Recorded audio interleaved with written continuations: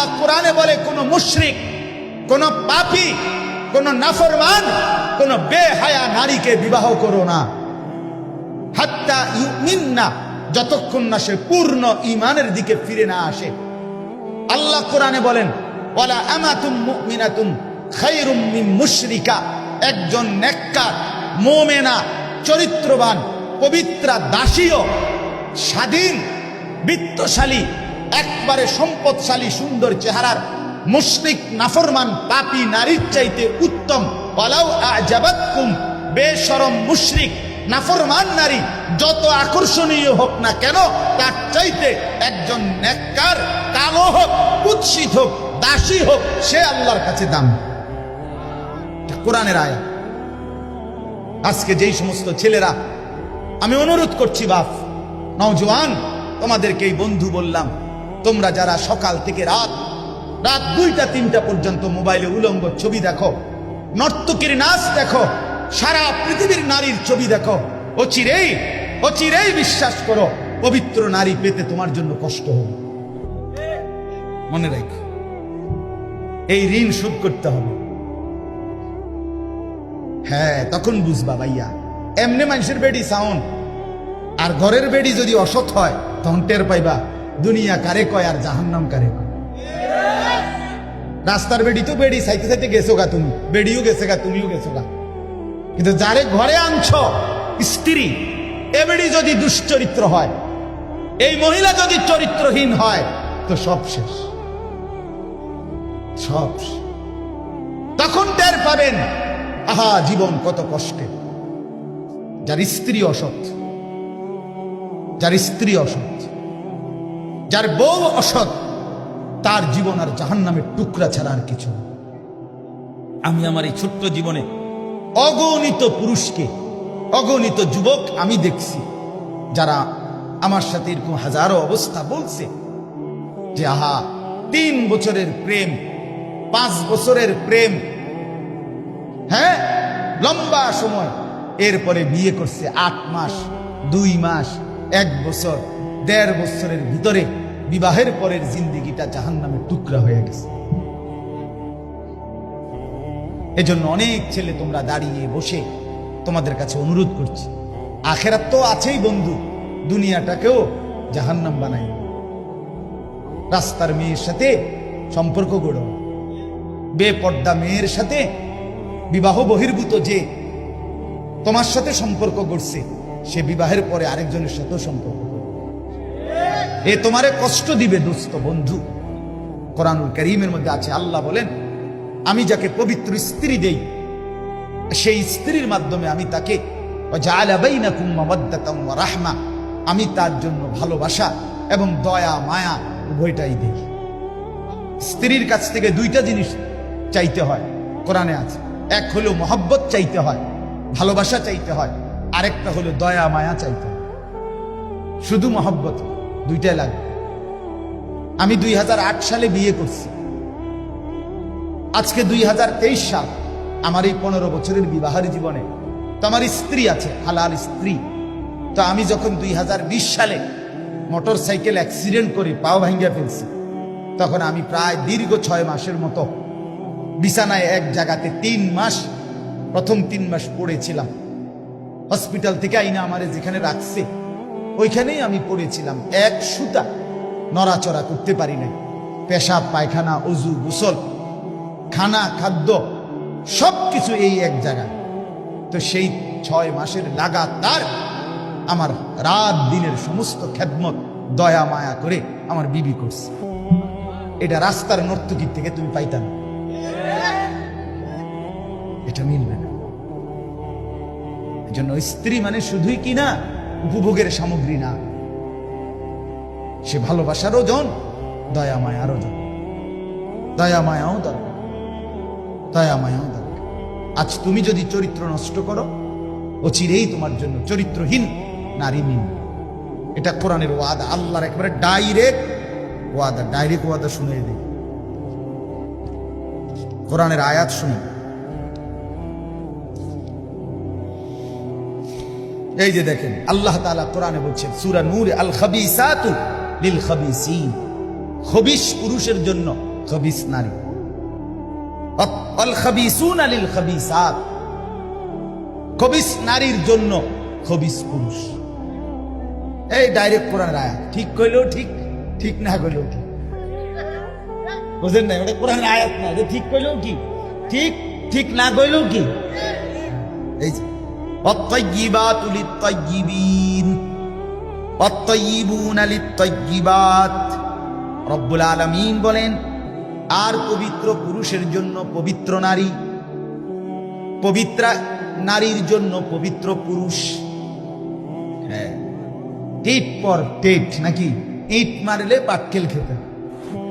তার মানে হলো আজকে তুমি নষ্ট হইলা, ও চিরেই তুমি নষ্টটাই নিতে হবে।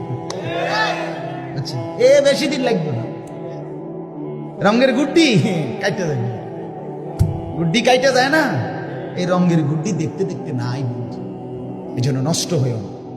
হায়াত লম্বা, আল্লাহ হায়াত দিলে, আল্লাহ যদি বাঁচায় রাখে 60 বছর, আল্লাহ বাঁচায় রাখলে 70 বছর, ফুর্তি করলা তামসা করলা নয়তো 7 বছর, নয়তো 10 বছর যন্ত্রণা ভুগতে হবে, নয়তো 40 বছর দুনিয়াতেই মিয়া।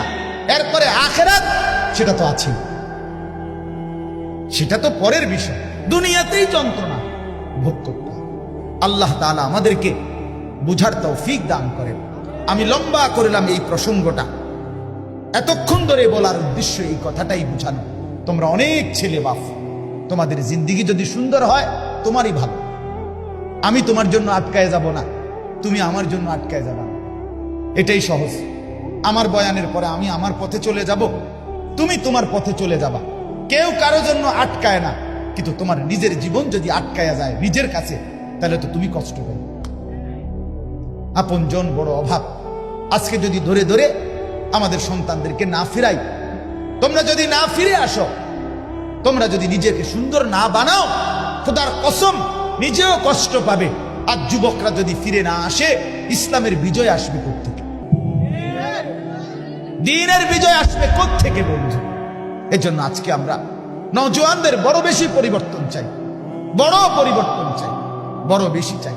মুসলমানের ছেলেরা যদি নামাজি হয়, আরে বিশ্বাস করেন না, আমার একটা ব্যক্তিগত কথা আছে, এটা আমার হৃদয়ের কথা, আমার আবেগের সবটুকু দিয়ে আমি বলতে চাই, মুসলমানের যুবকরা যদি শুধু 2টা জিনিস করে, একটা জিনিস হলো নিজের মাথার চুল চতুর্দিক থেকে সমানভাবে কাইটা চেহারা সুরত যদি মুসলমানের মতো বানায়, আর 5 ওয়াক্ত নামাজ, বিশেষ করে ফজরের নামাজ যদি মুসলমানের যুবকরা পড়তে শুরু করে মসজিদে গিয়ে, আর চেহারা সুরত আর চুলটা ঠিক করে, আল্লাহর কসম গোটা পৃথিবীর কাফের আর বেঈমান বুঝবে মুসলমানের যুবকরা নড়ে চড়ে বসছে। তারা বুঝবে মুসলমানের সবচেয়ে বড় সম্পদ যুবক, তারা ইসলাম নিয়ে ভাবতেছে, আগামী দিন নিয়ে ভাবতেছে। ইনশাআল্লাহ এই যুবকদের দ্বারাই মাহাদির পক্ষে এরা লড়বে, দাজ্জালের বিরুদ্ধে লড়াই। এজন্য আমি আহ্বান করছি ছেলেদেরকে, আগামী দিনে যারা ইসলামকে নিয়ে ভাবো, তোমরা যারা চাও তোমরা মাহাদির পক্ষে থাকবে, বন্ধু আমার, এই দাজ্জালের চুল, এটা দাজ্জালের চুল, এই সামনে বড়া, বামে ডানে সামনে, আল্লাহর কসম এটা দাজ্জালের চুল, এটা কাফেরের চুল, এটা ইহুদিদের চুল, এটা খ্রিস্টান কাফেরদের চুল, এটা সম্পূর্ণভাবে মুসলমানের দিন বহির্ভূত চুল। কাজে এটা কাইটা ফেলো, এটা কেটে ফেলো বন্ধু। যদি মার পবিত্র দুধ খেয়ে থাকো, আরেকবার প্রয়োজনে মোবাইলে দেখো ফিলিস্তিনের গাজা উপত্যকার মধ্যে কি পরিমাণ মার রক্তে জমিন ভেসে গেছে, কি পরিমাণ মজলুম ভাই, ছোট্ট মাসুম বাচ্চা রক্তে গড়াগড়ি খাচ্ছে। মুসলমানের লাশ, গতকালকে পত্রিকা আসছে, মুসলমানের লাশ কুকুরে কামড়াইতেছে, মুসলমানের লাশ মাটিতে দাফন করার সুযোগ পাচ্ছে না।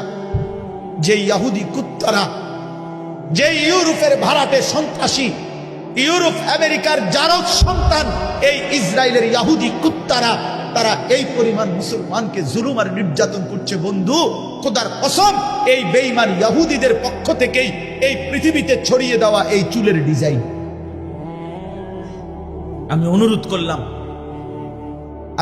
করলাম তোমাদেরকে, তোমরা দয়া করে যদি মার পবিত্র দুধ খেয়ে থাকো, তোমাদের রক্তে যদি ইসলাম থাকে, প্রতিবাদের অংশ হিসাবে আমরা মজলুমের পক্ষে, আমরা মুসলমানের পক্ষে, আমরা ফিলিস্তিনিদের পক্ষে, আমরা মুজাহিদিনদের পক্ষে, আমরা দ্বীনের পক্ষে, আমরা ইহুদিদের পক্ষে না। আমার অনুরোধ এটা, তোমাদেরকে ফিরতেই হবে, তোমরা নড়তে হবে, তোমরা নড়ে চড়ে বসতে হবে। ছেলেরা, তোমরা একথা বেঈমানকে বুঝাইতে হবে, আমরা মুসলমানের এত লক্ষ কোটি যুবক মরে যাই নাই, আমরা হারিয়ে যাই নাই, আমরা আমাদের মজলুমের রক্তের বদলা চাই, আমরা মোমেনের রক্তের তাজা খুনের বদলা চাই। আরে আল্লাহর কাছে বলো যে রব্বে করিম, আপনি আমাকে সুযোগ দেন, আমি মজলুমের জন্য জান দিয়ে দিতে রাজি আছি। এটা চাইতে হবে বন্ধু, আল্লাহর কাছ থেকে তৌফিক চাও। মাত্র 92 লক্ষ কাফের ইহুদি, 1 কোটি না, 23 লক্ষ মুসলমান গাজা উপত্যকায়। বিশ্বাস করো বাপ, একটা মুসলমানের একটা ঘর ভিটা মাটি আর মাটির উপরে নাই। আজকে 1.5 মাসের অব্যাহত নির্বিচারে বোমা বর্ষণ করে মুসলমানের একটা কুড়ে ঘরও আর মাটির উপরে নাই। মুসলমান তার লাশ দাফন করতে দিচ্ছে না। গতকালকে আমি নিজে পত্রিকায় দেখছি, কুকুরে মুসলমানের লাশ কামড়াইতেছে, মৃত লাশ নিয়ে টানা হেসরা করতেছে। এরপরে কাফের বেঈমান ইহুদিদের সরাসরি আমেরিকা প্রতি মিনিট, আমেরিকার এই বেঈমান, এই বুড়া বেঈমান জো বাইডেন নামে এই বুড়া গাদ্দার প্রতি মুহূর্তে ইসরায়েলের ইহুদিদেরকে সহযোগিতা করছে। অতএব এত রক্ত, এত লাশ, মুমিনের এত পবিত্র দেহ এইভাবে অকাতরে রক্তে গড়াগড়ি খাচ্ছে, শহীদ হচ্ছে, এরপরও কি আমাদের ফিরবার সময় হয় নাই? বলো না ভাইয়া, এরপরও আমাদের আল্লাহকে ডাকার টাইম হয় নাই? এরপরও কি নামাজের সময় হয় নাই? আহা, কার আশ্রয়ে জীবন কাটাচ্ছ? ছেলেরা বাপ, সারাদিনে যারা 1 ওয়াক্ত নামাজ পড়ো না, আল্লাহকে তো ছেড়ে দিলা বুঝলাম, কিন্তু কার আশ্রয় নিলা?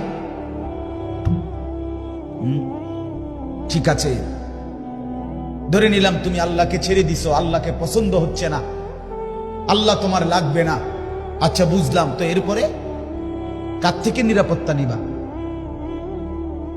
কে নিরাপত্তা দিবে? সারাদিন সারা রাত মোবাইলে 2 আঙ্গুলে টিপ্পা উলঙ্গ ছবি যে দেখো, নারীর ছবি যে দেখো বন্ধু, আল্লাহকে তো ভুলে গেলা।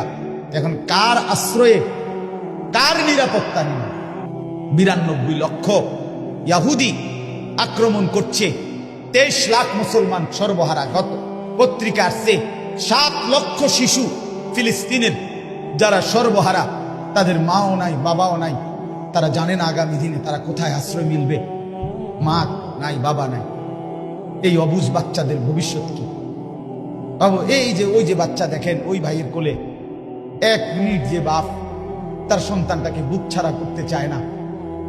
আমারও তো একটা 2 বছরের মেয়ে আছে, যতক্ষণ বাসায় থাকি আমার বুকের কাছে, কোলের কাছে থাকে। তাহলে এই 2 বছরের, 3 বছরের, 7 বছরের এই বাচ্চাগুলো, তাদের আশ্রয় কোথায়? তাদের মায়ের কোল কোথায়?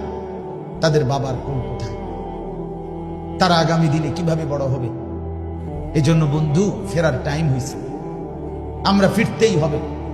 আমাদের আল্লাহর সাথে আমাদের সম্পর্ক বাড়াইতে হবে, আমরা আল্লাহর সাথে চুক্তিবদ্ধ হইতে হবে যে আল্লাহ, আমরা জীবন দেব, আমরা জান দেব, আমরা মাল দেব। আল্লাহ তাআলা বলেন, আমি বিজয়ও দেব, জান্নাতও দেব।